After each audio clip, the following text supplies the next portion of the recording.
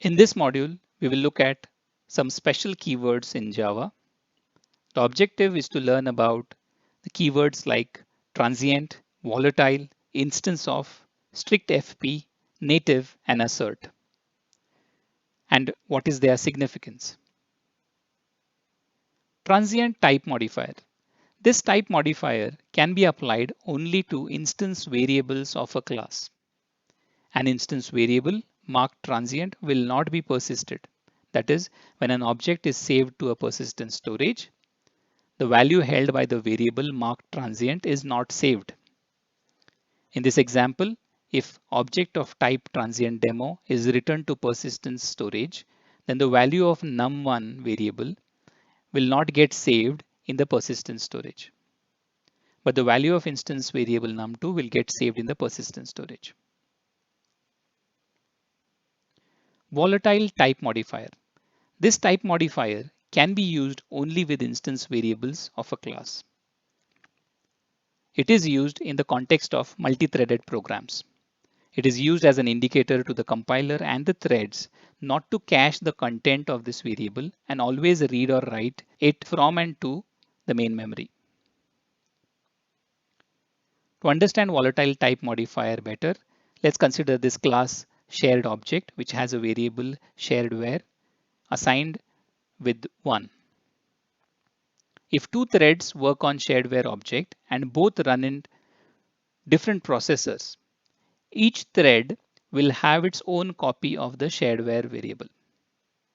If one thread changes its value, it may not reflect in the main memory instantly.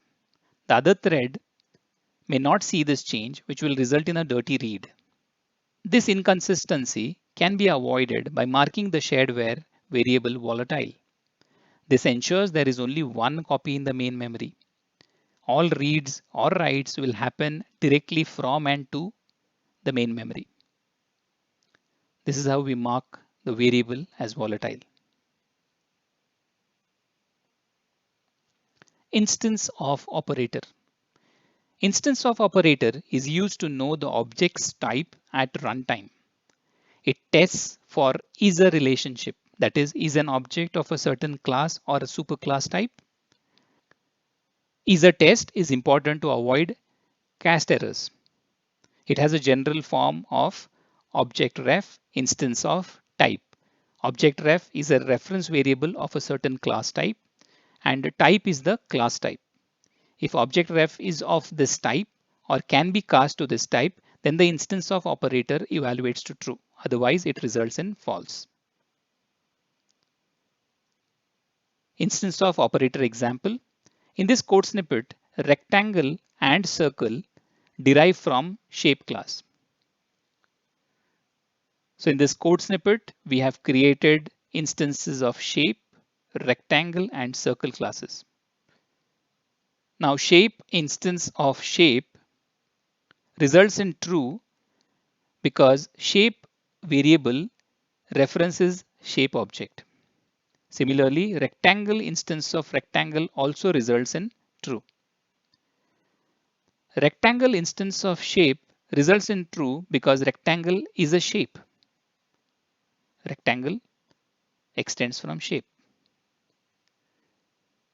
Next, shape instance of rectangle results in false because shape is not a rectangle. The output of this program is as shown below. Let's look at another example of the instance of operator in action. In this code snippet again, rectangle and circle classes derived from shape. In this code snippet, we have created instances of rectangle and circle classes. We have a new shape variable of type shape. It refers to rectangle object. Hence, new shape instance of rectangle results in true. Next, new shape refers to the circle object. Hence, new shape instance of circle results in true. Now checking a new shape instance of rectangle again results in false and the else block gets executed. This is because the new shape refers to the circle object now.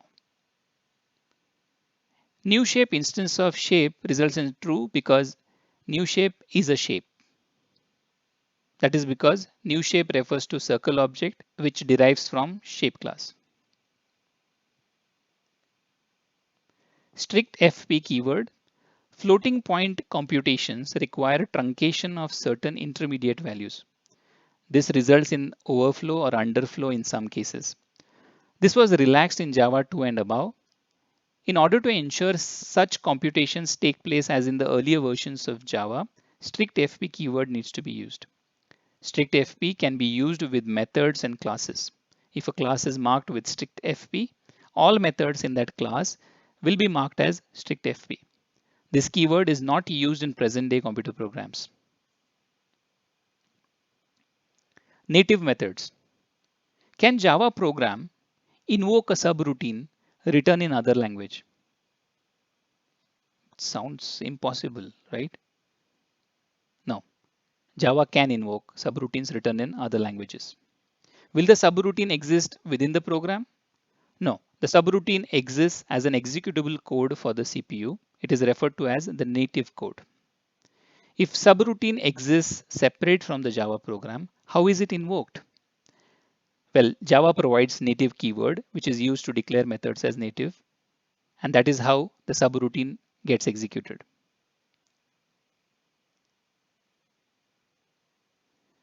How is the native method declared?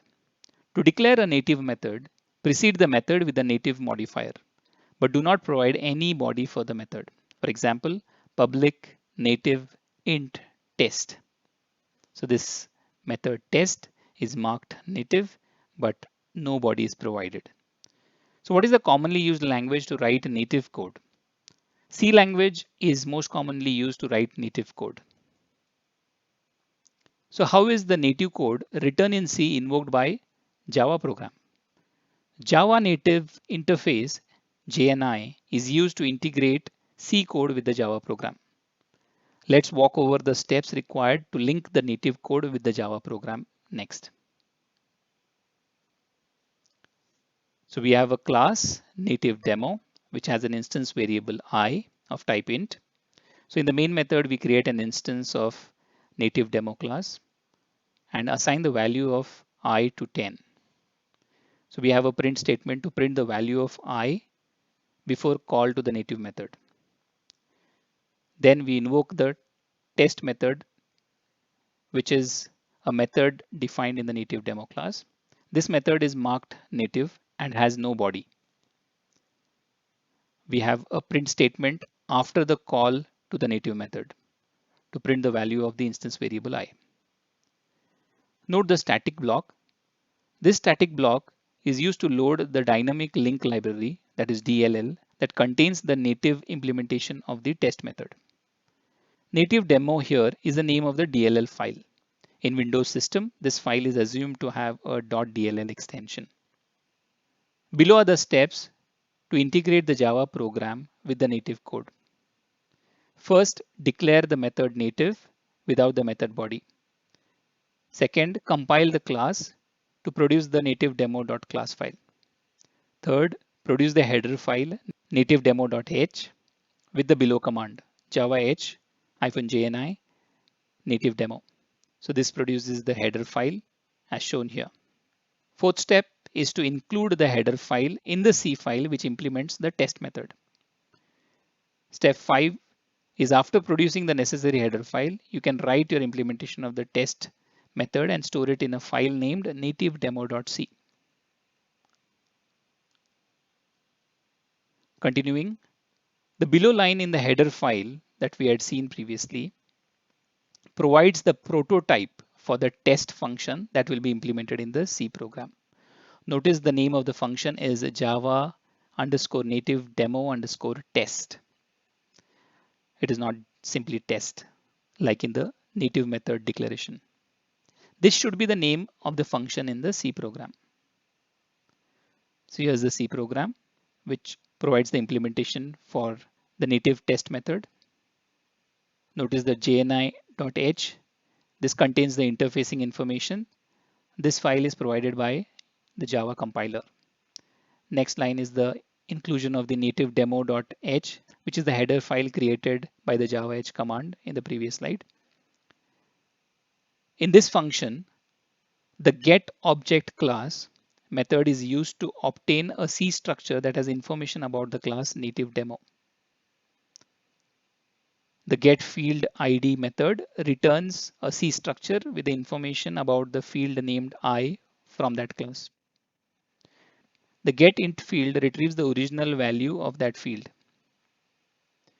And setInt field stores an updated value in that field. So in this case, I is multiplied by 2.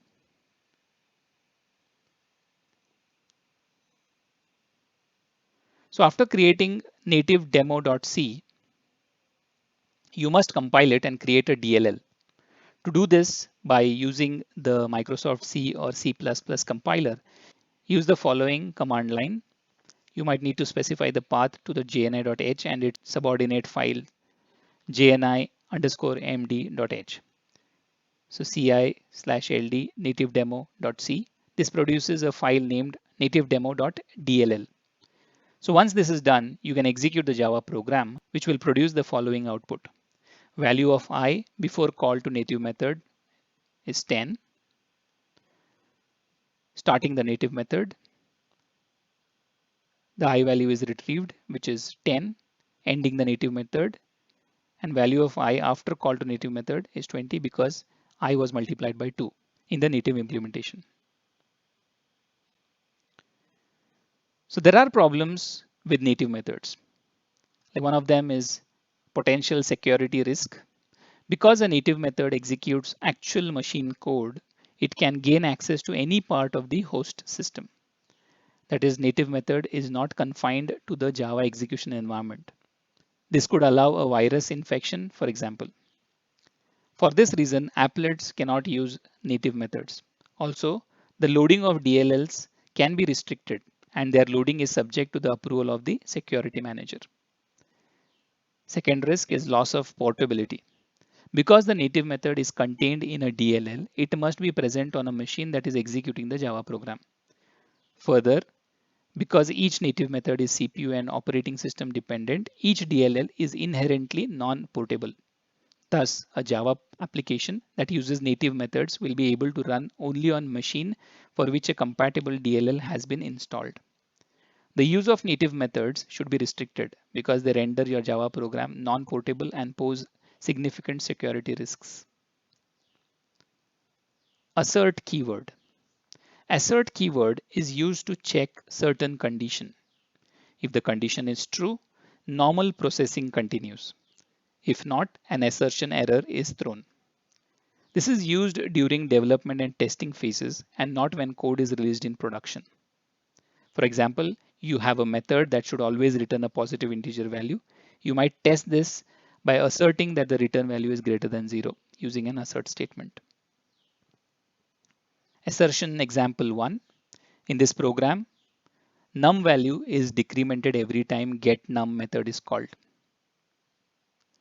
This program continues to run till num is positive.